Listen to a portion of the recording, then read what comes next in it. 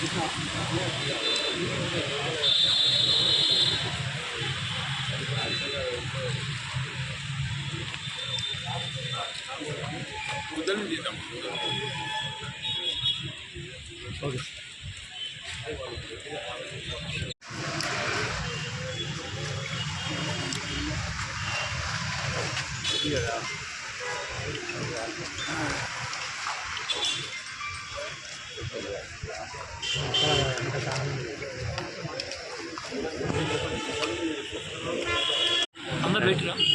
ఈరోజు మిర్యాలగూడ పట్టణ ప్రస్తుత సంఘ ఆధ్వర్యంలో ఆర్డీఓ గారికి పత్రం సమర్పించడం జరిగింది.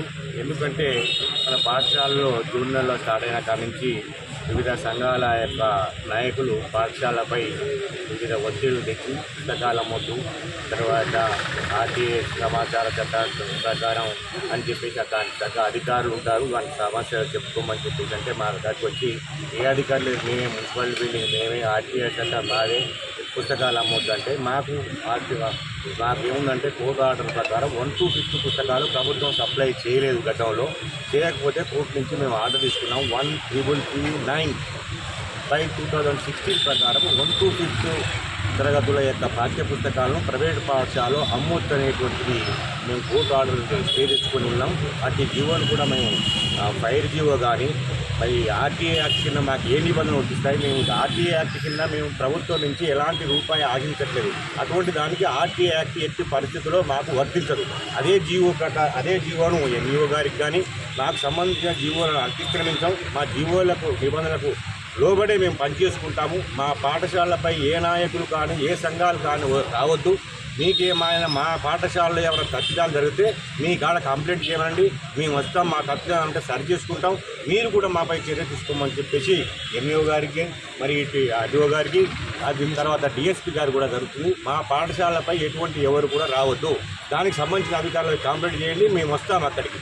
కానీ మేము చదువు చెప్పే కాడ మమ్మల్ని ఇప్పుడు మాది గాజు లాంటి యొక్క పాఠశాల, ఎవరు రాయేసినా గాజు వదులుతుంది. ఇక పేరెంట్స్ తోటి మా ఫీజులు కట్టక కార్పొరేట్ తోటి పాఠశాలలో ఫీజులు తక్కువైతే ఇక్కడ ఉన్నటువంటి మిర్యాల కూడా మీ అందరికీ తెలిసిన విషయం. బడ్జెట్ పాఠశాలలు ఎక్కువ ఉన్నాయి.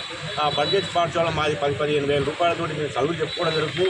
అవి కొన్ని ఇప్పుడు ఇస్తారు, కొన్ని అప్పుడు ఇస్తారు, నెక్స్ట్ ఇయర్ తర్వాత ఇస్తారు. ఇవన్నీ తట్టుకొని నిలబడుతున్నాం. మేము ఇప్పుడు ఉద్యోగాలు లేక నిరుద్యోగంతో బతుకుతున్నాం. కిరాయి బిల్డింగ్లో చాలామంది నివసిస్తున్నారు. అట్టి వాటిని ఇబ్బంది పెట్టకుండా మరి వీటిపై చర్య తీసుకోమని చెప్పేసి ఇటువంటి నాయకులను మీ దగ్గరికే కంప్లైంట్ చేయమని చెప్పేసి మేము అధికారులకు ఇవ్వడం జరిగింది. సరే, ఆ జీవోలను మేము పరిశీలిస్తాం, దానికి అనుగుణంగానే మీరు మాత్రం జీవోలకు అనుగుణంగా నడుచుకోమని చెప్పేసి ఆర్డీఓ గారు ఎంఈఓ గారు చెప్పడం జరిగింది. Thank you. మా అందరం కలిసి కూడా ఆర్డీఓ గారికి కలిసింది. ప్రధానంగా విద్యార్థి సంఘాలు, కుల సంఘాలు, రాజకీయ పార్టీ వాళ్ళు ఇప్పుడు ప్రైవేట్ స్కూల్ అంటే 3 రకాల్లో ఉన్నాయి. కార్పొరేట్ స్కూలు, బడ్జెట్ స్కూలు, గ్రామీణ ప్రాంత ప్రైవేట్ స్కూల్ ఉన్నాయి. కార్పొరేట్ స్కూళ్ళని పట్టుకొని మీరు ఎక్కువ అధిక ఫీజులు దోపిడీ చేస్తున్నారు, ప్రైవేట్ స్కూల్ అన్ని ఫీజులు దోపిడీ చేస్తున్నారని చెప్పి ఈ కుల సంఘాల వాళ్ళు, విద్యార్థి సంఘాలు మాపై భయభ్రాంతులు పూర్తి చేస్తూ ఉన్నారు. కార్పొరేట్ స్కూళ్ళు కానీ వాళ్ళు యజమాని కానీ అధిక ఫీజులు తీసుకుంటున్నారు. వాటితో మమ్మల్ని గాలి కట్టేయద్దు. మాది ప్రైవేట్ బడ్జెట్ స్కూల్. మేము ఉన్నంత చదువులు చదువుకొని మాకు ఉపాధి లేక మేము బతుకుతూ ఒక 10 మందికి ఉపాధ్యాయులకు బోధన కల్పిస్తూ ఎంతోమంది విద్యార్థులకు విద్యా బోధన చేస్తూ ఉన్నాం. మేము మా ఫ్యామిలీని బతికించకూడదు ప్రైవేట్ పాఠశాల మేము నడుపుతున్నాం తప్ప అధిక లాభాలు ఆశించో మేము వేరే రకంగా మేమైతే ఆశించడం లేదు. కాబట్టి విద్యా సంఘాలు, కుల సంఘాలు ఆలోచించాలి. ఏ స్కూల్ ఎంత ఫీజులు ఉన్నాయని మా గవర్నింగ్ బాడీ తీర్మానం చేసుకుంటున్నాము. మీ అందరం కూడా మీరు ప్రభుత్వ నిబంధన జీవో నిబంధన ప్రకారమే గవర్నింగ్ బాడీ తీర్మానం చేసుకొని మా ప్రైవేట్ స్కూల్ యొక్క ఫీజు ఎంత ఉన్నాయి వాటి నోటీస్ బోర్డు మీద మేము పెట్టేసుకుంటున్నాము. మా దగ్గర కూడా అంతా కూడా బీఈడీ క్వాలిఫైడ్ టీచర్సే ఉన్నారు.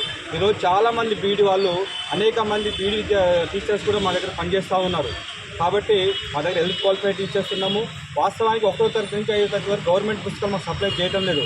కొంతమంది గవర్నమెంట్ ఏం చేస్తుంటే ఒకసారి తెలుగు వదిలి పెడుతుంది, తెలుగు తర్వాత హిందీ ఇస్తుంది. కొంతమంది ఆగస్టు సెప్టెంబర్ వరకు ఆ పుస్తకాలు మార్కెట్ విడుదల చేస్తూ ఉన్నారు. మేము కూడా మా ప్రైవేట్ స్కూల్ వాళ్ళము మా ప్రైవేట్ స్కూల్కి సంబంధించి ముద్రించిన పుస్తకాలు అమ్మటం లేదు.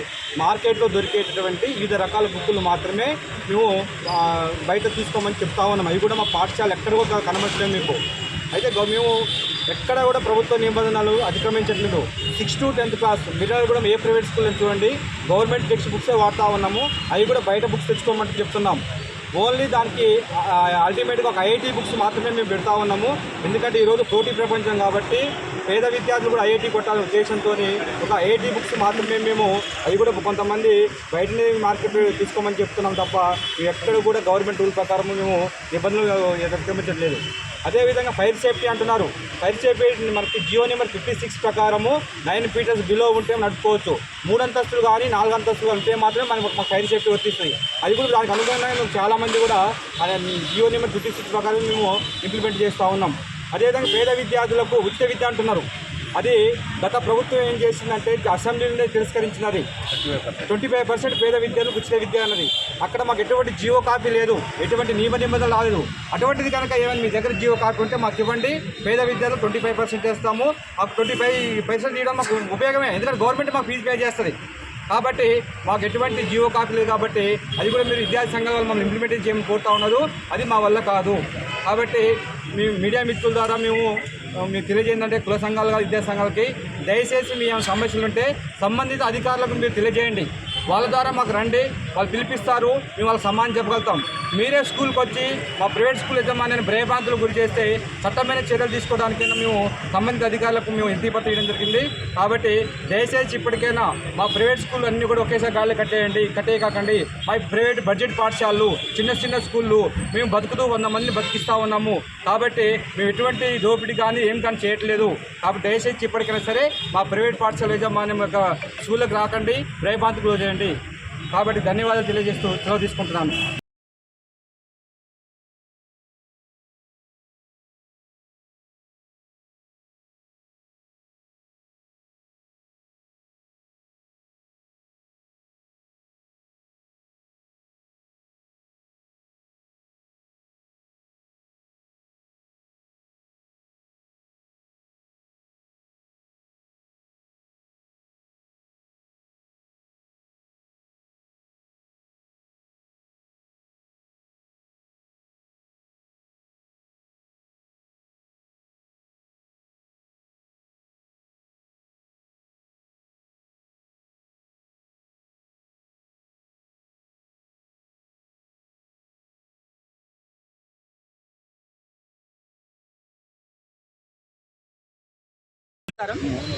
సో ఈరోజు మిర్యాల పట్టణంలో ట్రస్మాలో ఉన్న 76 స్కూల్స్ ఇక్కడికి ఆడియో గారికి వినతి పత్రం జరుగుతుంది.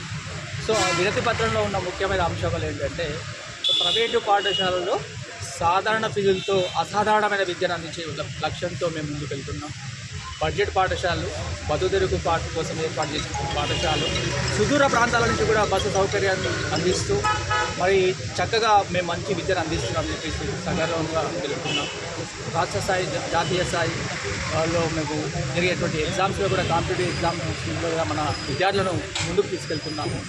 ఇది కేవలం బతుదెరుగు పాఠశాలలే కానీ డబ్బు కోసం పెట్టే పాఠశాలలు కావాలని మనం తెలియపరుస్తున్నాము.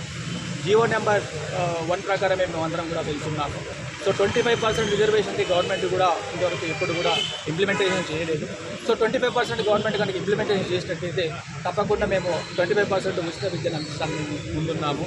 అంతేకాకుండా ఇక్కడ చాలామంది రకరకాలుగా మాట్లాడుతూ ఇబ్బందులు పెడుతున్నటువంటి వ్యక్తులకందరికీ తెలియపరిచే విషయం ఏంటంటే, మరి చక్కటి విద్యను అందించినప్పుడు చక్కటి బుక్స్ అవసరం. మరి చక్కటి బుక్స్ అవసరం కాబట్టి చక్కటి బుక్స్ కావాలంటే ఇక్కడ మార్కెట్లో ఉన్నటువంటి బుక్స్ తోటి ముందుకు వెళ్ళలేరు విద్యార్థులు ఎవరు కూడా. మరి జాతీయ స్థాయిలో బుక్స్ కావాలన్నా, రాష్ట్ర స్థాయిలో బుక్స్ కావాలన్నా, ఎగ్జామ్స్ సక్సెస్ కావాలన్నా కూడా మంచి బుక్స్ అవసరం. మేము కూడా హైదరాబాద్ నుంచి స్పెషల్ కంపెనీస్ అంటే పబ్లిషర్స్ మనకు ప్రొవైడ్ చేస్తున్నారు. ఆ పబ్లిషర్స్ ప్రొవైడ్ చేసిన బుక్స్ మేము బయట ఎక్కడో ఉంచి అక్కడ తీసుకోమని చెప్పేసి మేము ప్రైవేట్ బుక్సే మరి క్వాలిటీ టీచర్స్ తోటి మేము ఏర్పాటు చేస్తున్నాము. మరి దయచేసి ఇదంతా కూడా అర్థం చేసుకొని మానవతా దృక్పథంలో అందరూ కూడా మా 76 ప్రైవేటు పాఠశాలలకు సహకరించాలని చెప్పేసి మనస్ఫూర్తిగా కోరుకుంటూ ఈ చిన్న అవకాశం ఇచ్చినందుకు స్పెషల్ థ్యాంక్స్ చెబుతూ మీడియా